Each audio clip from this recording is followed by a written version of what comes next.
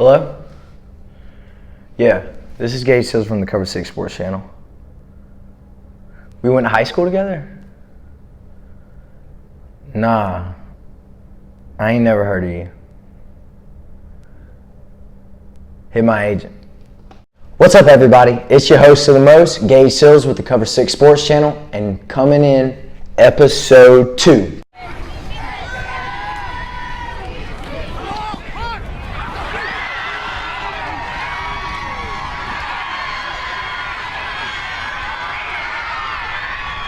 Delonte Hood.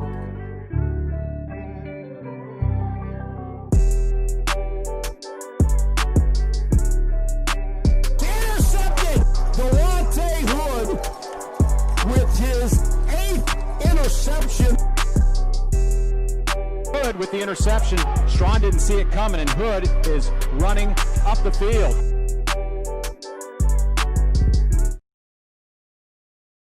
From the Cover 6 Sports Channel, here with Delonte Hood, 6'1", 200-pound safety from Washington, D.C., formerly Glenville State, now at Toledo University. How you doing, my brother? I'm good. How about you? I'm straight. All right, so we're kind of going to dive into your story. You got a crazy one. You got a crazy one for sure. You're a Division II All-American. Congrats on that. Thank you. So my first question, I'm just going to go ahead and ask.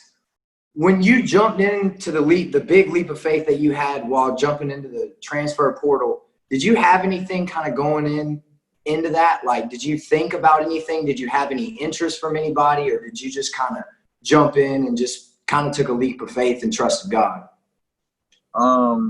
It was more of a leap of faith for me. So, coming out of spring, well, actually no college really got to have a spring league. So when Corona and everything happened, just was sitting at home, and it was kind of like everything fell into place with it.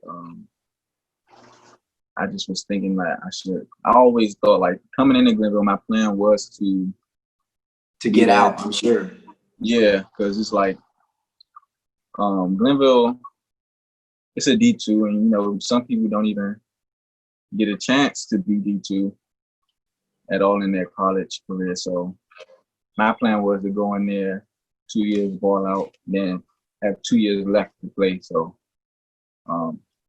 I was in the middle of thinking about staying at Glenville and leaving and going obviously anywhere up D1. So yeah, that was kind of the thing that I got from it. And it was a leap of faith. I wasn't talking to no colleges. So I mean, it completely paid off though for you, right? I mean, yeah, because you went from Division II All-American to you're at a Division I program. Yeah. And you're taking a redshirt year, correct? With 2 years of eligibility remaining. So you'll be a redshirt junior coming in after this year, right? Yeah. So was there any reason to why you took the redshirt year? Was that Toledo or was that you? It would kind of happen on both sides. So I got you. Is when you go up and transfer up in a division that you have to sit a year. And some teams can waive it off, but it was just, it's happening too fast. Not too fast, but I think I should get a shirt this season. For sure. Come back in the spring season strong, ready to ball out. You've been homeless 2 times in your life, once by yourself. To any kid out there, any young kid out there that is looking at you, they're looking at you as a role model. I mean, dude, you've been through hell to get where you're at, and I mean, I don't even know you, and I'm damn proud of you. I mean, dude, can you just kind of go into that situation? How did that all come about? How did becoming homeless come about? How was living off by yourself? How did you handle that? How did you get through school? How did you get to where you're at today?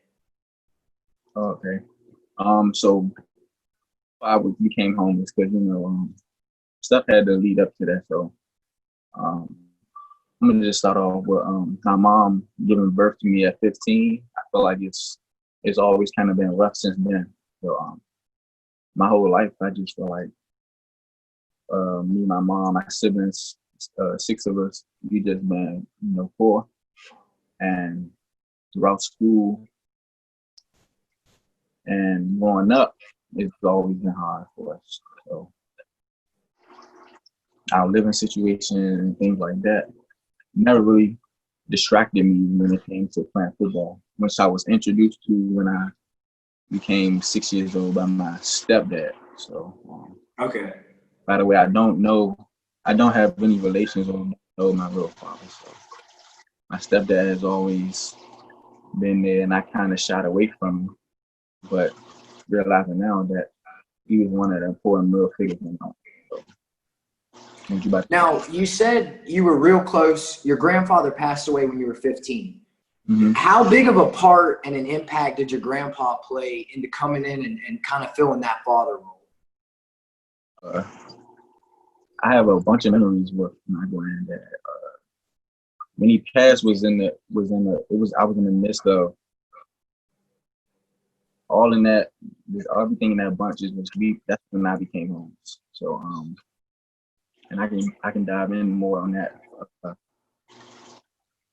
We was evicted as a family going into my 8th grade year, and we stayed in a motel, and in a conversion van throughout the year, and that was probably one of my hardest years. And situation with my family, just the situation, the tasks, the hard tasks you got to deal with. And I'm sure you've heard many stories and things like that. When I was homeless by myself, it was kind of, I'm gonna just be brief. It was throughout high school. Actually, it was 2 years. So in high school, you're homeless, correct? Yeah. So homeless in high school, relatively no family. I mean, 1 year of high school football, a $250 scholarship to a Division II school. You did you live in the dorms at Glenville? How did that work? Because we talked about you living with your trainer in 2018 and sleeping, and you were sleeping on the streets beforehand, correct? Yeah, this was during high school. So 9th grade is when, we kind of got stable back in the home, but 10th grade, 11th grade, 12th grade is when I was by myself. I was on my own since 14. I was sleeping on like buses, trains, and everything. I was still going to practice, still faithfully and everything like that. And I think that's kind of what made me today, and still want to coming forth into play as me as a person. So, I mean, I'm assuming all those situations really probably put a really different type of work ethic into somebody. Yeah. I mean, just being off by yourself, man, and being able to handle yourself the way you did. I mean, congratulations, for real. Props to you, my brother. Appreciate that. You have an insane story, and we're just touching the surface of it. I mean, you took a $250 scholarship to go to Glenville State, correct? Yeah, and it was $250 a semester. Yeah, and it was everybody thought it was a decent scholarship. Even me coming from Dunbar, I thought it was a decent scholarship. But when I really found out what it was like, I can't go back now. I didn't get no other offer from any school, no interest or nothing. So, and the way that it came about with me in Glenville, it was just a blessing, because the offer wasn't even supposed to go to me. I just stayed in contact with the coach. I think about that every day. So, and I started off 6th string when I went to Glenville, 6th string in the roster as a DB, cornerback, and safety. And you broke into the starting lineup week 3, correct? Week 3. I mean, after that first year, when you broke into the starting lineup, did you see any signs of improvement, like, to your life? Like, did you kind of say, okay, like, I can do this. Like, I'm ready to go. Let's take this shit 2 times harder. I kind of always knew I was going to be there. Like you said, a leap of faith. But it really wasn't a leap. I always had the faith. I always had the belief. I already knew that I was going to be here. And I just kept working every day, day and night. Like, I work out so many times a day. people tell me, and it's like, how do you, like, not to brag, but like, how do you do that or something, like, or things. 100%.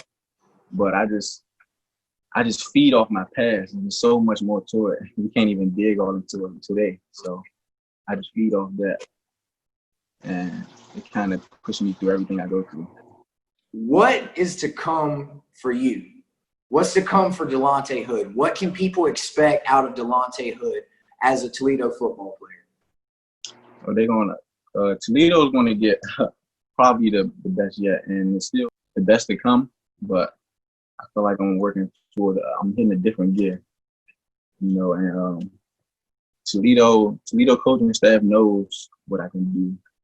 And the crazy thing is, I might have a whole nother semester on my abilities and being a player. And, Next question. How has the Washington, D.C. culture affected you as a person? How have you kind of like thrived off of being from D.C.? How has that made you as a person? Because being from D.C., you're a different type of cat. I feel like D.C. Itself is like, I look at it as a great city. I look at it as, people might see it a different way, but even though it's the capital of the U.S., it's like, it's so small. It's like, there's so much talent here, I feel like, but it's so much wrong that go on here. But For sure.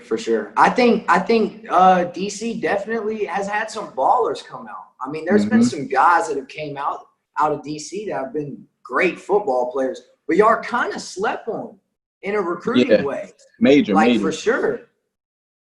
And it might go, and it happens around the DMV. And, you know, of course, everybody has ballers in every state. But I feel like as a city that we bring something to the table. And you can look at me, for example, like, probably nobody will ever like think of me as a football player, or like know me as a good football player until probably now they wouldn't think that back then. We don't get as much exposure, I feel like. So We got to dive into this. With everything going on in America right now, how in the hell do you stay focused as a young black male? Obviously, your story is a little bit different than everybody else's. You kind of have lenses on. You're pretty focused. You're a little bit different than most cats. So I definitely support the cause that's going on, like the BLM movement, Black Lives Matter. So I definitely support that. The protesting that's going on. I think that people should stand up for what's going on. And it's even still wrongdoings going on today.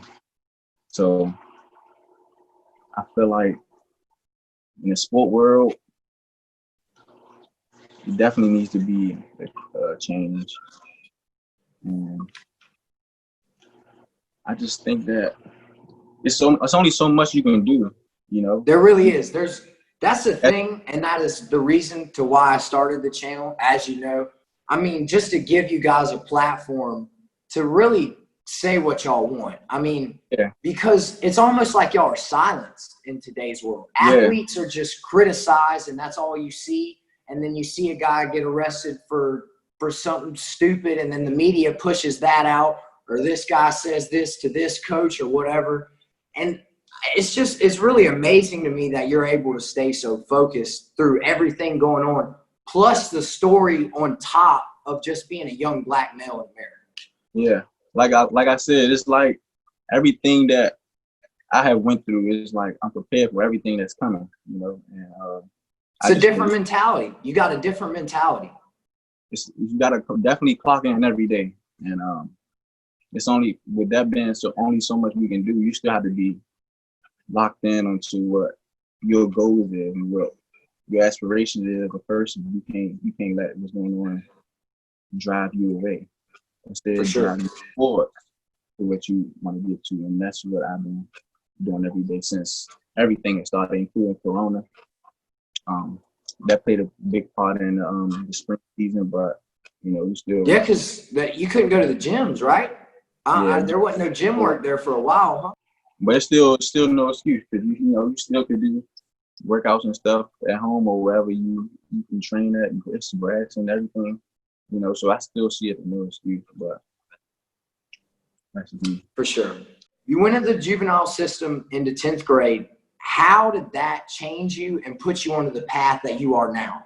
And to all the kids out there, I really want y'all to pay attention because this man is a living testimony that anytime you put hard work and drive into anything and determination, you can completely flip your life around. This guy is a walking testimony of it. Going into that, that whole situation kind of played out the wrong way. Kind of wasn't in my hands to be in that situation, but just being there, I felt like, of course you're alone every night. I was there for most of the second semester of school. And even in there, I still worked to get out. I stayed out of any type of trouble. And when I came out, I just had a different mindset. So like, I already had a different mindset, but it's like I hit another, like what I'm saying, like I hit a gear again. So like, it was coming, it was like the clock is rolling, man. So I just say I could have took a whole different path, 100%. Right when you got in, the system likes to keep guys down. As soon as you get into the system, all they want to do is hold you there for life. And so the few family members I had, that came to see me, even when I came out, I was in the halfway house. I still felt, I felt down on everything that I was doing, and I was just lifted up by them. We kind of have ups and downs with me and her, but I feel like right now it's a good path, and it's only up from here. On God, only up from here, my brother. Hey, everything that's happened, it get greater later. One song before a college football game, any football game, what are you playing and why? That's kind of, I listen to a lot of music. I say. All right, you get two. I'll give you two.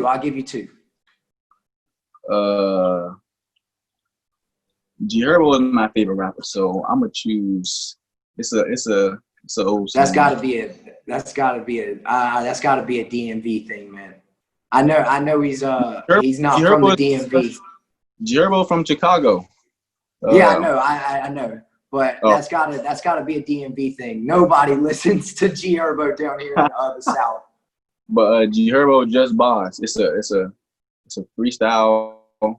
And G Herbo, I can relate to him. Like I don't even listen to who I can relate to. Yeah, for sure. G Herbo, we come from. It's kind of a crazy city as well, and how he came up to be as he is, I've listened to him for a long time. So for sure, that's what's up. Batman is your profile picture. Is there any direct relation to the Batman theme? What's with the Batman? So when I was in little league, from like ages 6 to 13, 14, was my nickname. They called me Batman. This is something that I kept with me for just learning the story and all that. If you're in the comics or anything like that, Batman is like your own survivor, and that's just how I. Facts. And Batman don't got no superpowers, and Batman be beating ass with nothing. Batman beats ass with nothing but tools. And everybody like the Joker, so I like taking my own. Hey, everybody want to be goats. We hyenas, baby. Everybody want to be goats. You got to be different. And my brother, you are definitely different. I mean, from losing 5 friends growing up, 5 close friends growing up, how is that? How did you take the loss of 5 close friends? It definitely, I feel like it's definitely trauma in that for me. With everything else that I go through, and the deeper the story gets for me, losing 5 of my close friends, it leaves me up some nights and keeps me pushing every day. I know at the beginning you said I was just a safety, but I'm a cornerback too. But Okay. Because I kind of spoke on that, me being a cornerback during the nickel, corner, safety, play it all. I'm all around in the back end. Yeah. Are you excited for Ohio, for Toledo? I'm definitely like my dream, you know, I always had steps with my dream. You know, you have to make your goals, you know, step by step. They can't just be, I mean, of course it's the ultimate goal, greatness, but you have to have it's levels. So one of my dreams was playing at a D1 coming out of high school. People didn't always see that in me. So, you know, I kept it quiet. Even though I didn't go D1, still I went D2, balled out, and now I'm at a D1. So yeah, but you didn't give up. I mean, for a bunch of kids out there that see that, because a lot of people go unnoticed. It's shitty about football, but so many kids go unnoticed nowadays. Majority of kids just don't get seen, especially with a story like yours. If you're not getting looks in high school, which obviously at the time you only played 1 year high school football, you probably weren't getting that many looks, went to a Division II. To a kid that's not getting looks, what would you tell that kid? What advice would you give him? But first off, I would tell him go with his first instinct, you know, because some people like people always in your ear there tell you, you know, maybe it's time to like choose another different route. But that kid that has no offers could go juke, go still all out and get an offer. Or he has a D3 offer or a D2 offer that's not a D1 offer, but he can still go there, ball out, and you know, it's not about where you at. I just feel like, and I could have easily stayed at Glenville, and I feel like I still would be in the league in coming 2 years, but it's just something that guys get to the league from everywhere. Yeah, and it's just something that I feel like I'm doing for me. Like me going to Toledo is just a step I want to take. You know, the dream is not just the NFL no more. Like I have to go beyond. Delonte, you totaled 44 tackles, 3.5 tackle for losses, and you had 8 interceptions. Going into that season, did you expect that? Did you expect that coming into sophomore year? It's crazy because doing that off season coming out of freshman year, and it's a saying that goes around. It's called aim high, miss small. So every year, I'm telling my teammates and telling everybody, yeah, I'm getting with this season, I'm totaling 10 picks. Cool. Like that's what I'm telling them. Like my goal is 10 picks and everything else gonna fall in line. For sure. And after the season, I wound up with 8. I really supposed to have 9, but that's a different story. But the bigger you aim, the smaller you miss. So that's just I believe that I was going to get, you know, that many picks or higher. So that's just something that kids should take you to, just motivation.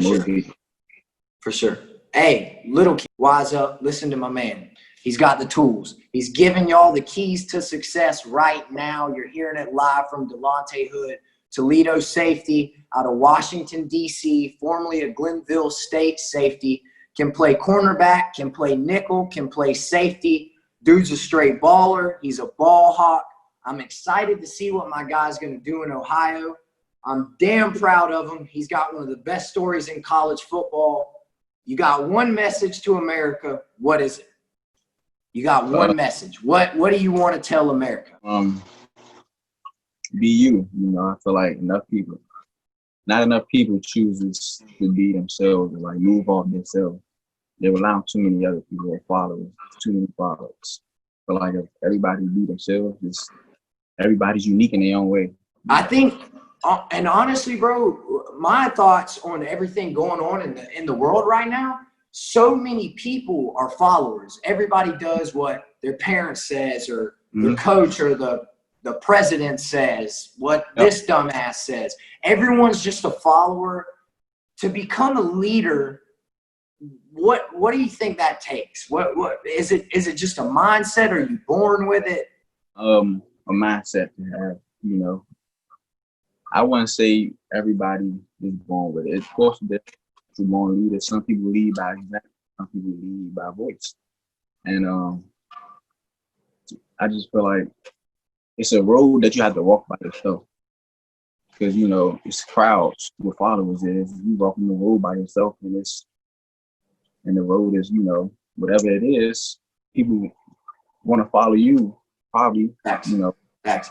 People, that's a huge thing in the world. People have got to start owning their path. I mean, everyone's just, I'll steer off this way. I'll do what's cool. I'll do the trend. I'll do that. The biggest thing is we got to stay on our own path, 100%. So I completely agree with your ideas on that one. Man, I'm excited for you. I'm ready to see what you're going to do at Toledo. This redshirt year, let's take it damn serious. Let's get in that weight room. Let's get in the film room. And dude, let's change you and your mom's life next year. Let's change you and your mom's life. You're going to change you and your mom's life. I'm ready to see what you're going to do in Ohio. I appreciate you for coming on. We're going to keep supporting you. We're going to be behind you all the way. And I'm ready to see what you're going to do in the next few years, man. Yes, sir. Thank you for having me. Sure. Hey, I'll get back with you soon. We'll talk soon, my brother. All right, that's the best. All right, brother.